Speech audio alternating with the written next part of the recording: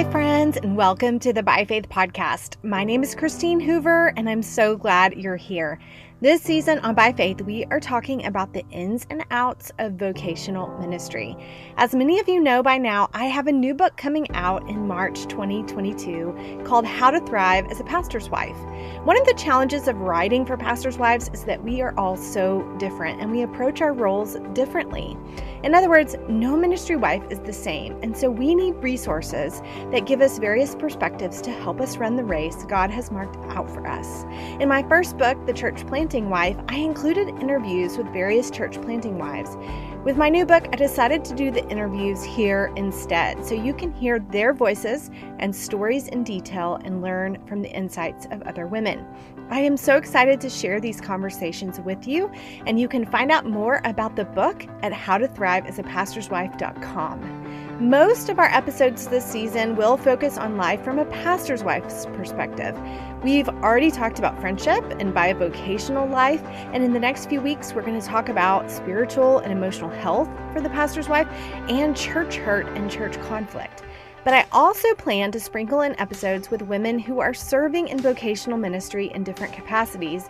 And today is one of those episodes, and I'm very excited about my guest, because my guest today is Jen Wilkin. You may know Jen from her Bible studies and books, including None Like Him and her latest book, 10 Words to Live By.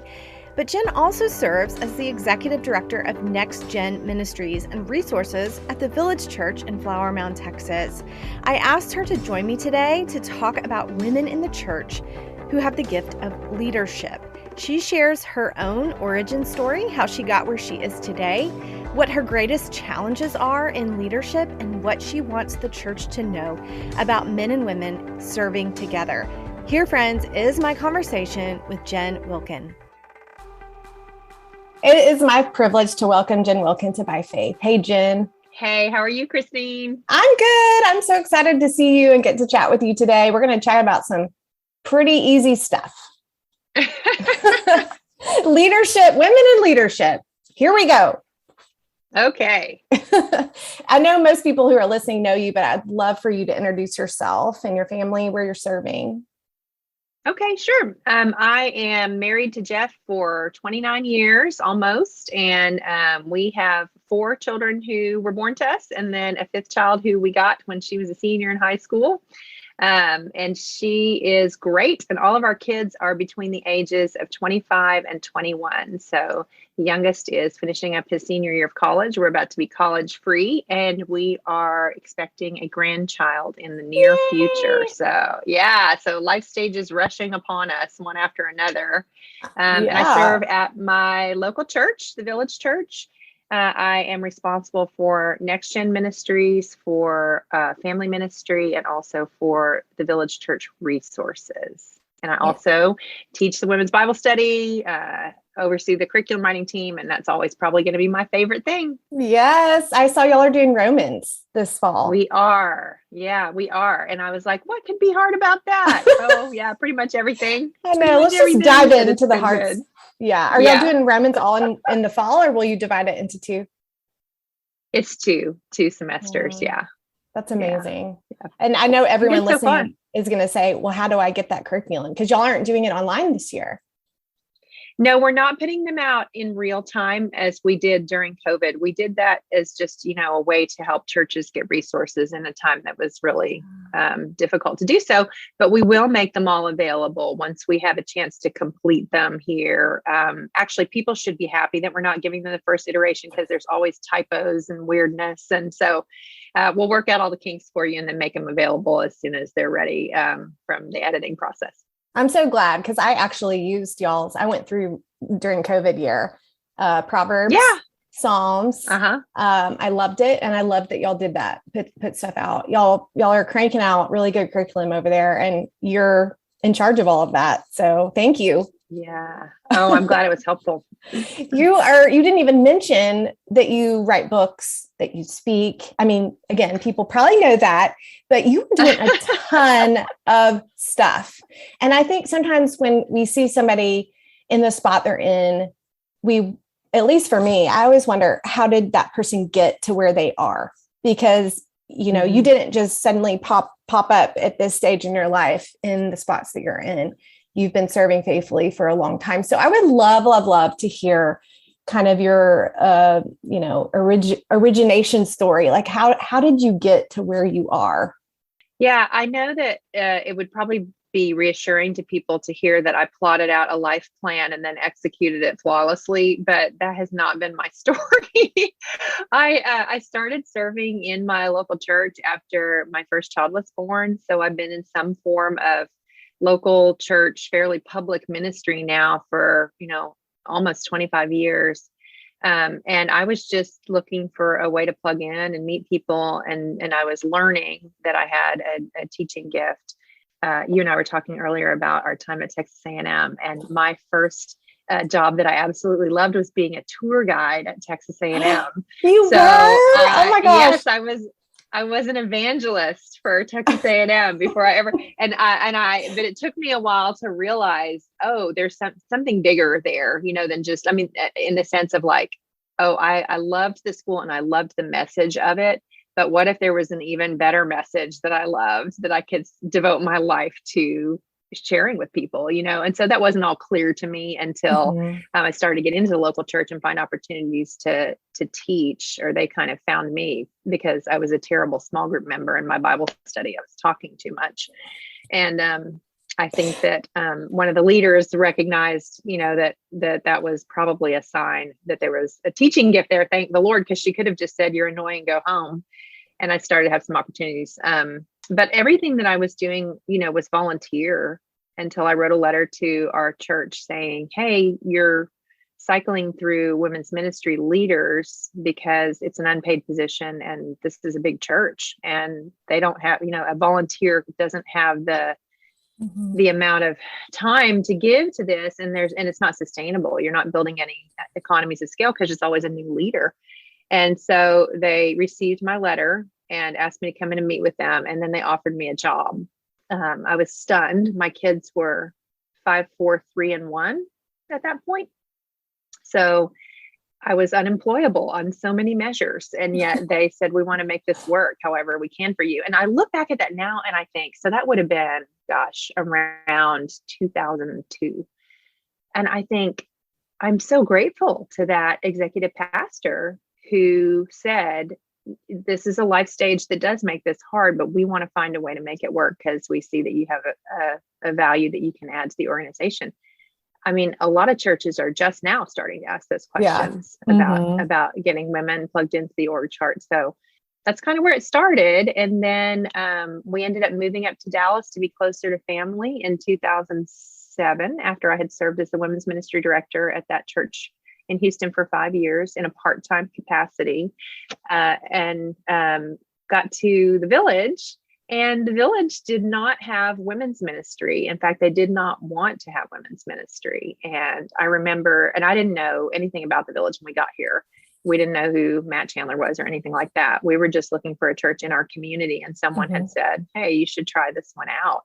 So there wasn't really anywhere for me to have a job at my local church, but I had done volunteer stuff before. So I started teaching in my home, and that kind of exploded on me. And eventually I ended up teaching at the Village for a couple of years, after which they made a dramatic shift in their ministry model. If you're familiar with the Simple Church model, and they did away with everything that wasn't weekend services or home groups. So we were basically shut down. Off. Yeah. We were cut off. And I have heard this story from so many women leaders. And so I hear you, I see you, I feel your pain if you're listening to this right now. So take me to that moment, because you were leading that, your Bible study was large. Yeah. So it was large. I was leading the largest ministry other than Sunday services, and I was a lay leader. You were doing it all volunteer. So it was all volunteer. Yeah. It was all volunteer. It was, and it was a rather quick announcement. And honestly, and for listeners, if you're thinking I'm telling tales on my church, this is a story that I tell with Matt and Josh publicly. Like, we now are able to look back and, we can hug each other and laugh and all of that. But It was tough. I mean, it was tough. So I went to them after they had told me that it was going away. And I said, I need to know that I can go do what the Lord has for me to do without it being seen as like me being disrespectful or, trying to make a big point. I said, you guys have the right to make this decision. We disagree philosophically on how discipleship happens. And that's, it is what it is. And they were like, no, we love what you do and you should go do it. And so I built it in the community, and we did basically a parachurch Bible study for 5 years. Can we stop and just talk about that? Because I think a lot of women can relate to that. Either they've never had a way in to the church, or they feel like in order to use their gifts, they have to go outside of the church and maybe not even have the support of them saying, we love what you do, go do it. But the frustration of that, we have so many women who are like, I want to serve, I want to lead, I want to get these things going and be a part of what the church is doing. What would you say to them based upon that experience? Oh, I mean, my heart is always first and foremost for the local church. That was the hardest part of it for me, was saying, yeah, I can do this anywhere, but the place I want to do it is among the people that I'm in fellowship with, And the weird result of that time period is that I ended up with, Jen in the Big C church instead of Jen in the Little C church, because there was no Jen in the Little C church. And I never really wanted or sought Jen in the Big C church. It just sort of happened, which was disorienting because we were podcasting the teachings so that the women could find them. And then all of these other women found them. So it was super weird. But I think to the woman who is feeling these things, know that it is God honoring that you see the local church and want to serve there. And you should continue to pray. If there are not currently doors open, you should continue to pray that the Lord would make a way. And you should continue to put yourself out there as you're able to. And I know how hard that is. It is hard. And to be met again and again with just no entry point is very difficult. But there is good and meaningful and satisfying work to be done in other spaces if that door is closed, and the Lord sees that as well, and he honors it. So all we can do is be faithful where the Lord has placed us. And I think this is a thing that is often lost on people in church leadership. The idea is, well, if you don't have a place to serve in your local church, just go join another church, right, where you can serve. But everybody knows it's not that easy. I mean, like in my case, my kids were all plugged in and serving. My husband was plugged in and serving. I was the only one who didn't fit in our local church during that season of life. And you know what you don't do when your kids are plugged in and thriving? You don't change churches, right? And so we have often a greater capacity for longevity in a local church, even if we're not able to serve in the way that we might hope or believe that we're intended to. But it can be hard. I mean, like I've always said, my marriage to Jeff has been very easy. The marriage that I have had a hard time with is the one to the local church. That has been a difficult relationship for me. But at least in I'm not saying that you shouldn't change churches. I think it's a question we have to ask. Otherwise, we might even get into like a weird codependent relationship with the church we're at. But there are sometimes good reasons for staying. And in my case, the staying ended up being something that the Lord used. So what happened from there? How long, give us, kind of go back to the timeline. You were doing that, what you called parachurch teaching. Then what happened that the village kind of came back around and changed things? Well, when the Bible study was canceled, Jeff came to me and he said, hey, I know that you love what you're doing. And he has always been so supportive, and he was supportive even in this moment, but he was like, we've got kids heading toward college and I need you to bring in at least some kind of income, which is fair. My kids were all in school, and I had literally been creating Bible studies and teaching them for nothing. I wasn't, and that was fine. It wasn't like that. He's like, you got to find a job. So I called up the person I knew at the village and said, is there anything part-time hourly I can do that'll keep my brain free for the writing and teaching that I'm doing, but also, I can earn a little income. And they hired me onto the communications team at $12.50 an hour in a project management role. And I remember going to Target on my lunch break and seeing a shirt and thinking, that is 2 hours of my work. I am not buying that. It was just, but it was great. It was lovely to have the role. But what that ended up doing inadvertently was it kept me sort of in the loop and in front of people. And that was not my intent. It's just how it worked out.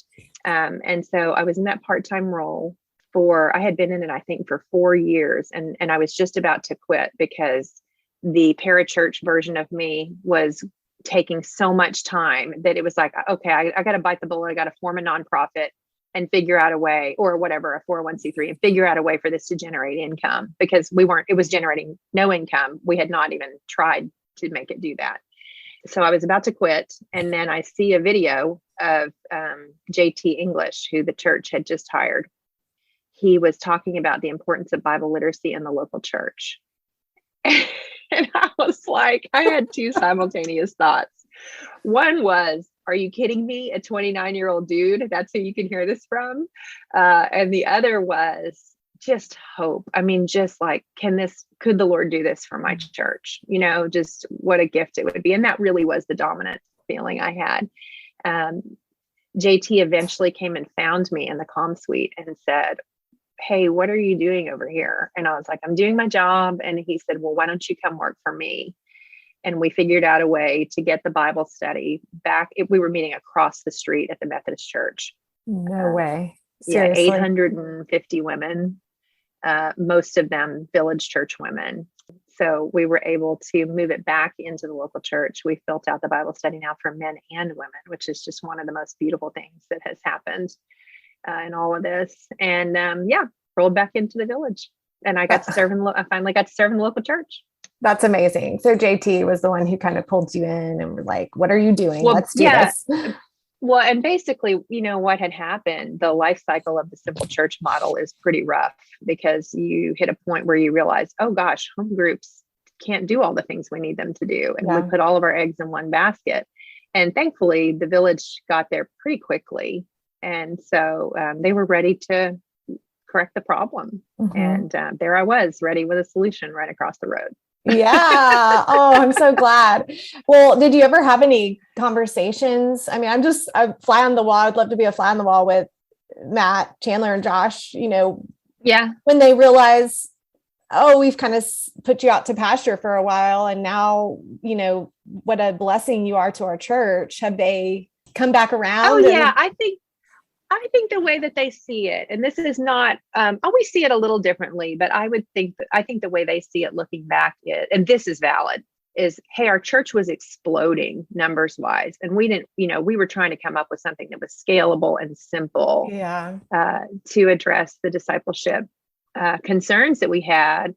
And they would say that clearing off all of the random things that were happening in pockets actually positioned them to then add back in the things that they wanted to strategically. And I think that's fair. Yeah.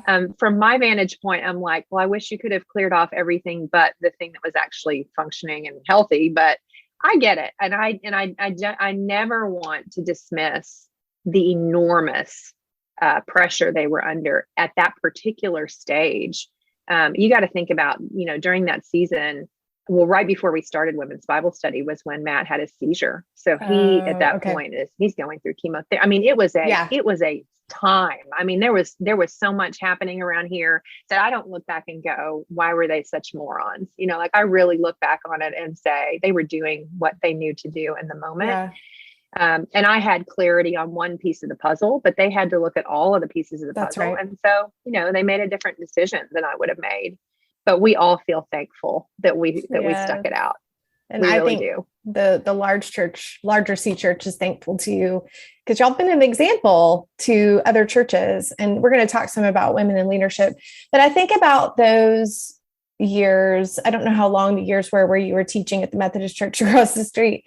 But to me, it would be easy to get better in those years, but also to wonder if this is wasted wasted time. And obviously it's not wasted because you're ministering to women, but you still have this passion to be in the local church. And so I'm wondering what you learned in those years about dead ends or wasted years. What has God taught you through that? Yeah, I mean, I think I've had 2 seasons where I really had to ask that. One was when the kids were really little, and I was like, oh, I can't even get to a Bible study, right. much less think about writing one, and put 2 thoughts together. And I remember wondering if those years were just treading water. But I was reading and thinking, that I was absorbing a lot of things that were going to coalesce later into things that I really cared about and wanted to teach. And then in the case of the wandering, we call them the wilderness years, all the women who were with me, who started at the village, and then we went wandering in the wilderness, because we met in a living room, in 2 different living rooms. Women opened their homes that had large spaces. And so we started with, I crammed like 65 women into these. They were dangling off the stairs. I mean, it was something else. That's awesome. For a year, for a semester, we did that. And then we met at an Episcopalian church that had a potbelly pig for a pet. The stories we have about being out there and it was the sweetest church, but you'd be like, ladies, take a ride at the Potbelly Pig to find your small group room. And they had a crypt. They asked us if we wanted to have a small group in the crypt. And we were like, oh, gosh, I just don't think Baptist women are going to understand that. And then we were 5 years at the Methodist church. And it always felt purposeful, because I actually had a lot of hot takes about parachurch ministries until I was thrown on my own resources and became one. And it renewed for me a sense of what they can do, that the local church can't necessarily. I'm a huge advocate that churches of a certain size should be providing discipleship environments for their own people. But the reality is there are a lot of small churches that don't have resources to offer the kinds of things that we were doing through Flower Mound Women's Bible Study, or that BSF does, or that CBS does. The trick is when you're at a big enough church that can do those things, and it has said, you know what, we'll just let a parachurch church handle that.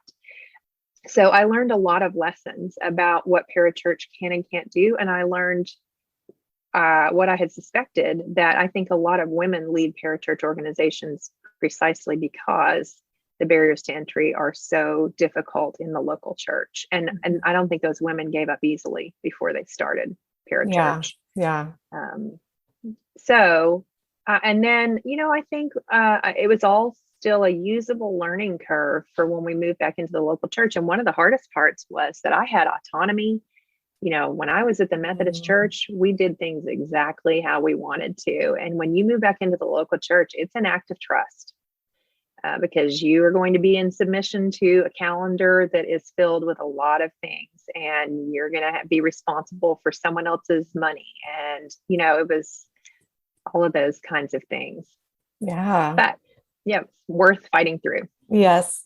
I'm wondering, now that you're in the spot, and I know your role has changed a little since that time, even when you came back under the church, but what from that point on, have been some obstacles you faced or discouragements you faced in leadership and I'm specifically thinking, I know we're putting the woman on it, but just a leader in your own right, leadership, what have you faced? What have you learned?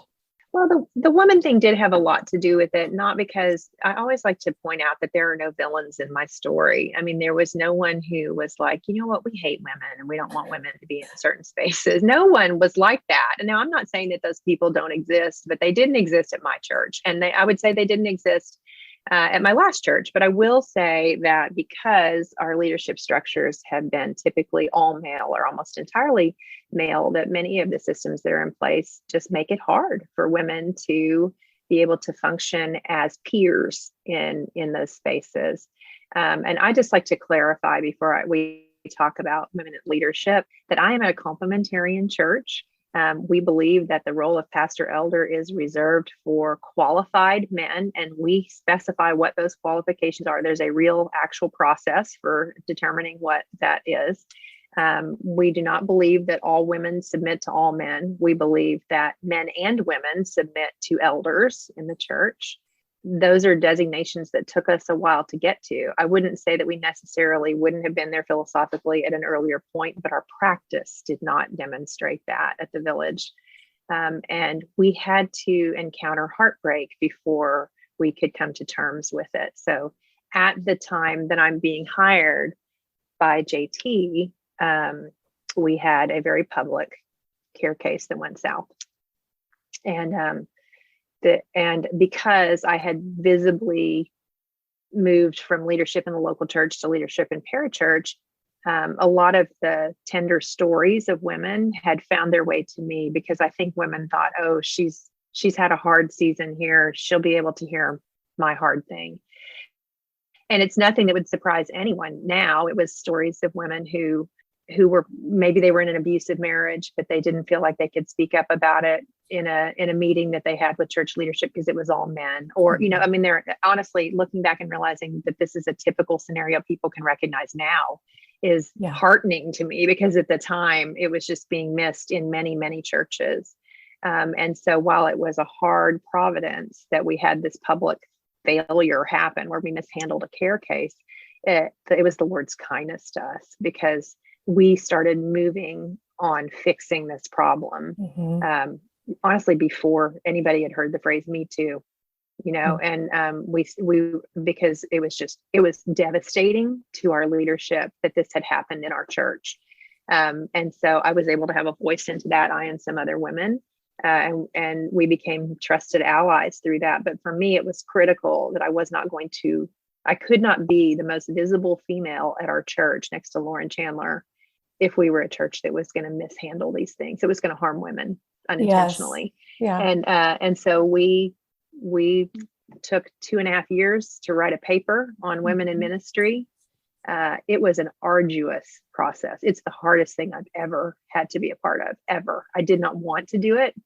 I seriously thought, if we get in the weeds on this, I am going to find out that God actually loves men more than he loves women. Like I really thought, what if that's the outcome of this? That's how, I guess beat up I was at that point by some of these things. Of course, that is not what the outcome was, but to even talk about this as a woman in the church makes you a target. Yes. And you have taken many bullets for women like me and women who are listening. And you've kind of become the poster child for this. And I know talking to you before that you really do not, you love biblical literacy and you want to teach the word, but you have become the woman who speaks up about this, which I appreciate, but I know that puts you in a certain spot. I do, before I will get to a question about that, I do want to say that the Village Church paper and the Knowing Faith podcast episode called A Generous Complementarianism, I would encourage everyone to go and read. It's been helpful for me and for our church. So thank you for all the work that you put into that. But you keep getting handed the microphone on this topic. And so which I'm thankful for, because you've done the work and you're doing it in practice. And so what do you want? Like, what is the thing that rises to the surface that you always want to say when people ask you about women serving in leadership roles within the church? Oh gosh. So many things come to mind. There was a moment where I had been placed in the executive room. I was not yet in an executive leader role, but we were in the process where we were like, you know what, until we figure out the role piece, let's get female voices in that space. And so it was me and another woman who I love dearly. And it was hard. It was just hard. And obviously they wanted us, and they wanted not just women in the room, they wanted people in the room who were able to weigh in, across any decision we were making, but also a female perspective when it was helpful. And it just felt so clunky after all of those years of it being an all male space. And I grew up with 4 brothers, and I get it. I know how honestly fun the Band of Brothers thing is, the whole, it's and they could they could go on campouts together, or they could, they had years of hunting trips and fun memories together. And now there's these two women in the room, and it's just different. So I was really feeling aware of the loss of camaraderie that was occurring as a result of putting us in the room. And even though I knew it was right, I still said, and I was having a conversation with JT, and I said, I feel bad, I can feel how it's just not what it was before, and I'm sorry. And he said, hey, we didn't put you in the room because we think it's good for you to be in the room. We put you in the room because we think it's the best thing for the room. And we actually don't think that what we've lost is what we're focusing on. It's what we're getting to. It will be better. There will be a better form of community in this room than there was when it was all male, because this is what the Lord envisions, that it is not good for the man to be alone. And it was but we just weren't there yet, we hadn't hit that space. And I felt I was I'm still learning, I'm just a learner, because it's hard. I couldn't even see that brothers and sisters working shoulder to shoulder, even though I knew it was the more beautiful vision. It didn't feel like it initially. It does now. It does now. It feels unconscious, which is really, really sweet to see. Yeah. So you would say to other churches who are considering us thinking about these things, what would you say as they get started? I would say it's very important if this is something that raises its head as critical to healthy ministry, and I hope that it would, that you'll have to push through the initial misgivings and growing pains. You'll have to be prepared to deal with criticism. People will say that you have a feminist agenda, or that you're progressive, or you're sliding liberal. And you'll have to have a deep conviction around it. I would say one of the most helpful things that came from sort of the playbook that I could point back to now and how we did things was, we wrote those papers, but we didn't announce them with trumpets and fanfare. We quietly set them to the side and began to implement, because by the time people wanted to critique what we were doing, we wanted to be able to point to the beauty of the practice. And so that has actually been, I think, helpful, because people will say this will never work. And we can say, but it is. I'm not preaching on Sundays at the Village, and I never will be. I don't even want that, contrary to what everybody would say in SBC, who thinks that there's this great undertow of women preachers just waiting to storm the pulpit. I'm like, that is so dumb, guys. I know women, if a woman wants to be a pastor, all she has to do is go across the street to the Methodist church. That's right. You're not. Anyway, that's a whole rant we don't need to get into now. Well, that's what I'm like. Where are these people that you're so worried about? What? I know. Where are they? I'm like, if they were serious about that, they've already left. And so but the idea that there would be women with leadership gifts who are capable of contributing within the organization and not stepping into the role of pastor elder, if that category of woman exists, that's a whole different set of math that people have to do. And so the easier thing to do is say that category of woman doesn't exist and shouldn't exist. And so I do think that is the philosophical piece that churches have to wrestle through is, do we believe that God gifts women for leadership? Or do we believe, as the old school complementarians would say, that leadership is masculine and submission is feminine? We've been talking about you as leader. Do you think that you are gifted in leadership, or would you say, you already said you had a gift of teaching, but do you have a gift of leadership? I do. And I think we had an interesting conversation recently. There were a group of us talking about leadership, and the guys were talking about how imposter syndrome is a problem, where it's assumed immediately that if you can do one thing, you can do all things. Someone like Matt, if he has a preaching gift, he's also, he gets put in charge of organizations and all this kind of stuff. I'm not saying that Matt is I think Matt's capable of doing the things he's in charge of, but when I show up with a teaching gift, people don't go, hey, let's examine if there aren't other things that she can do. That's all I can do. And so I was saying to them, we actually get imposter syndrome that heads the other direction. It's, well, she can't possibly have another aptitude besides just this teaching thing.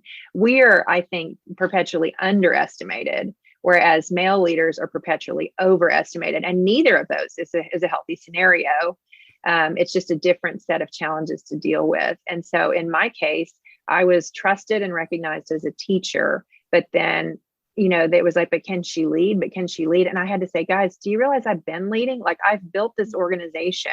I built it at my last church. I built it at your church. Then I built it in the community. And now I'm building it again in your church. And it's all volunteer run. So yeah, I can lead stuff, and so they got there and they were invested in the conversation, because this is really important when you start placing women in the room, trying to get them at a peer level in the organization. You want that woman to be able to succeed. You don't want to put someone in there as a token, because then the grand experiment falls on its face and people say, see, I told you women weren't cut out to lead. Now, I think there is a backlog of female leaders who are waiting for an opportunity to lead. So I'm not saying it should be hard to find her, but I do think that the instincts of men in leadership don't always they don't always know who that woman is, because they don't know us. Right. They know who the men are they can ping. And so their first instinct is typically to go to the wife of the man who they trust, instead of actually saying, who is a female leader in the church? Now, it may very well be the wife of a man they trust, but I find that it is not usually. Yeah. So what is your greatest challenge in leadership in this church context you're in now? Currently? Oh gosh. I think the greatest challenge for me is wanting to do this local church work well. It feels so important to follow through on this huge opportunity to model something, but also to actually do the work. And, but at the same time, I have a lot of other things pulling on me. I've got people want me to write more studies, and there's me in the church, and then there's me out there. And those two things are always sort of, fighting for time. And then also, as I mentioned, my family, we're super close and we want to hang out with each other. And I'm going to prioritize that. So I think finding out how to do this beautiful thing in the local church that I love and can't believe happened because I'm faithless, but also honoring the other things that I'm very committed to. Do you feel pressure to get it right because so many people are looking at you? I actually think the work itself is not complicated. It feels very clear to me what needs to happen. It's mainly just the time piece. So I feel like I have I don't lack for vision around what I want to see happen. And I don't lack for vision around how to get there. And I have a great team that's working with me. And so and we have resources, we're a big church. And so those pieces feel easy. I think it's mainly just, I'm 52 years old. And part of me wishes that this had come my way 10 years ago. Why is that? How long? Because you would have kids at home still.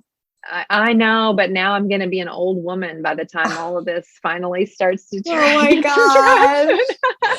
Well, you're actually bringing up a topic that I wanted to ask you about, because I am like little peon next to you, but I feel the tension of the local church. My husband's a pastor. I want to serve the women in my church. I want to serve my church, but then I'm writing and I'm, speaking and all of that. And I feel so much tension around that, of how a lot of times I feel like I have more opportunities outside the church, but my heart is in the church. And of course I want to do what God asked me to do, but I'm just wondering, how do you make decisions about that? How do you reconcile those two things? Yeah. Well, I think the decision-making looks a little different now than it has in earlier stages. I did go through a phase where I began to have a growing influence outside of the church, and it needed to be stewarded. Like, I needed to think hard about how much time I was going to give to travel and things like that. But now that feels stable. I feel like, okay, people can find me if they want to find what I'm doing. I don't need to think, sort of like carefully about how often I speak on one coast versus the other, knowing that I have limited time to give to it, those kinds of things, that feels less top of mind. But I think now that the challenge is that within the local church, so I've seen a lot of women doing ministry, outside the local church and the struggles that are unique to that. And I think that the most healthy relationship that I see for myself in all of this is that what I'm doing in the local church drives what I'm offering to the Big C church. That's always been the case, but recognizing the beauty of it is increasingly obvious to me that if you're doing a study that I put out through Lifeway, I've taught it 3 times in the local church, probably before you ever knew it existed. And that means it's a better study, by the time it goes out to the Big C church, because we know where all the kinks are. But also it means that it's an overflow act instead of a foundational act. Mm-hmm. And that is what I need. I need to know that by the time it gets out to the Big C church, it's been thought about a ton. And it wasn't something that I started from nothing and built. And I'm not dogging on people who their Big C church existence is something that starts from nothing and goes from there. I personally could not sustain it based on the other things that I'm wanting to do. Mm-hmm. Yeah. Also, you've told me before that you have more of a challenger personality, which is that how you would describe it? Challenger? Oh yeah. Mm-hmm. Yeah. Yeah. And, I even had someone say to me, oh, well, the reason you're bringing this up is because you love conflict. And I was like, I don't love conflict. Like maybe 23-year-old me liked conflict. The 52-year-old me is like, I am picking my battles, but if I spoke up on it, it means, it's important to me. So I definitely have that personality. And, I think we all have probably taken enough personality tests at this point to know that if you're a female and you have that personality, there is a 1-syllable word that we apply to you to describe you. And if you are a female in the church, that idea is often even amplified more, because women in the church are supposed to demonstrate a quiet and gentle spirit by being actually quiet. And never saying anything that sounds ungentle in any way. That is a stereotype that can be difficult, but I have found that it is a good discipline for me to be slow to speak and to find a soft way to say a hard thing. Those are all very important and godly things for me to be trained in. So it's not making myself smaller. I know that's the fear, that women think they're going to be told to make themselves smaller. I think it is, in many ways, it's bearing with others in their weakness because they can't handle the big me. But in other ways, it's making sure that I am not sinning in the big me version of myself, and caring more about the message than being able to present it in whatever tone I want. Mm-hmm. Can you give an example of that? Because I'm thinking women who are like that. They're listening and thinking, okay, how do I do that well? I want to be who I am, who God has made me to be, but I also want to do it in a really wise way. So take us maybe into a meeting where you need to speak up. How do you handle that? So it depends, obviously, on who the players are in the meeting. And one of the things that has been really sweet about having served now on the executive team for, I think it might be 3 years now, is that we have a trust level with each other. And I am able to be an unfiltered version of myself in that space. But if you're in a room with someone who you don't have an established level of trust with, because the relational piece that we just talked about isn't fully built out, then you really should, just as a means of being respectful of the current state of the relationship, you really should choose with care when you're going to speak and what you're going to say. I'm quick to speak by nature, and not only that, but I am capable with my words. And so I can win an argument based on giving the clearest outline of it. But that doesn't mean that's the right way to go about it. So I, for many years, when I was not in a position of authority in a room, I would write a sticky note that said, "Don't talk." And I would put it on my notebook when I would walk into the room.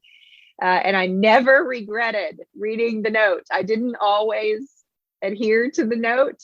And there were times when I regretted that, but I never regretted waiting and letting a conversation play out. And many times, if you know that the person who you need to give a direct critique to, if you know that is a fragile person, don't do it in front of other people. Go have a meeting after the meeting where you say, hey, I've given some thought to this. And I want to ask you a couple of things, and then have a dialogue that doesn't expose them, at least in their minds, to the ridicule of others by having that conversation. So those are some of the things that I've done that I think have been helpful. But also, if you need to speak up on something and you haven't put the work into building relationship in advance of that, just know that you may be out of line to do so, that you might need to just go have coffee with someone and say, I want to get to know you. I want to know about your family and your kids, so that when you do have that meeting, they don't feel like you're someone trying to take something from them. That's good advice. I've seen you do this before, but really well, where you waited in a conversation where there's some really heavy topics, and you waited. And I'll just tell you, in the room, I was like, I want Jen to speak up. I want to hear what Jen has to say. But you waited. You almost waited longer than it was like you were the person in the room who could put the period on the sentence, and everyone kind of knew it. But you waited, and then when you spoke, it was just perfect. So hearing you say even that you always spoke earlier than you wanted to when you were younger is surprising to me, because I see you as someone who waits and speaks at the right time. So, well, sure, because I blew myself up on a bunch of landmines. Well, no, and that's what I'm saying. I mean, if you really, and I think most of us, if we look back and take inventory of the times that our words have gotten us in trouble versus the times that our silence has gotten us in trouble. And again, this is heavily personality driven, because there are people who never speak up when they should, right? So if you're that girl, I'm not talking to you right now. For those of us who our tendency is to win with words, silence is an underutilized tool. And I always think of that proverb, even a fool is considered wise when he holds his tongue. And I'm thinking, gosh, that's me. I need to just sit there. Maybe if I say nothing because I have nothing to say, they'll at least think I was being self-controlled, but well, no, I would love to tell you, I learned these lessons the easy way by reading the scriptures and adhering to them. But like most sin patterns, I learned them the hard way. I really respect you a lot. I love what you're doing. I have learned from you. I've done your Bible studies, read your books, but yeah, I just really am thankful for you. And I want to encourage you. And I know everyone listening is like, please keep going, Jen. We need you in the church. We need you leading the way, because you really have done such an excellent job with where God has put you. And so that leads to my final question. I've wondered, who do you look up to? Who's an example for you as you do what you're doing? Oh gosh. I mean, in ministry specifically, I would have to say that I look up to my mentor, Pat Connor, who she's also my friend. She probably doesn't like that I always call her my mentor. She's my friend-tor, she has been a woman in ministry for years and years and years. And she led at, the high level in the church that she was in for a very long time. And she helped me learn when to speak. She would coach me on a lot of this, but also in just her life and her example, the way that she's been a mother and a grandmother and a wife. She's just a person who I always think I want to be more like her, because she looks like Christ. So she's had a huge influence on me.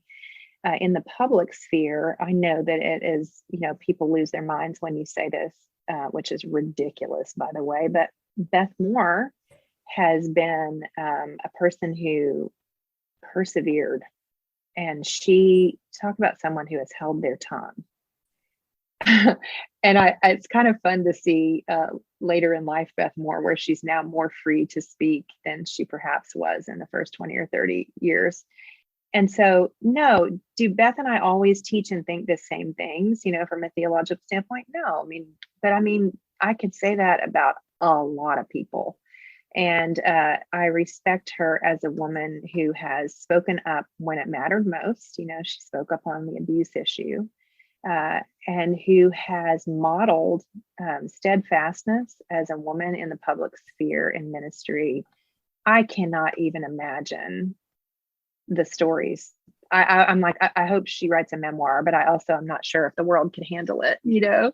And she, I don't know that many people know this, but she reaches out to other female leaders who are coming along behind her and offers help, you know, just, hey, if there are questions about doing public ministry that you need help with, please, I want to help you with that. And that is invaluable. Yeah.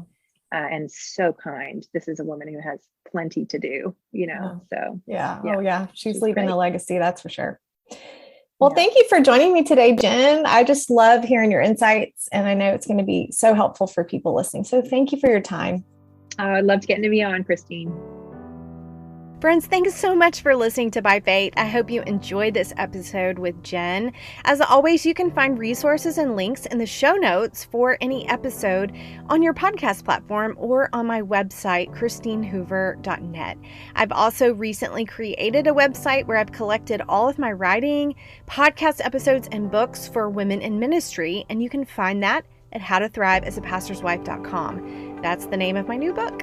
And you can find tons of resources, including the books and articles that have been most meaningful to me in my own ministry, there on that website. Join me next week as I talk with a pastor and his wife, Ryan and Cian Rice, who are church planters in New Orleans, Louisiana, about how we as pastors' wives can best encourage our husbands and how pastors can best encourage their wives in ministry. Until then, friends, have a great week and keep walking forward by faith.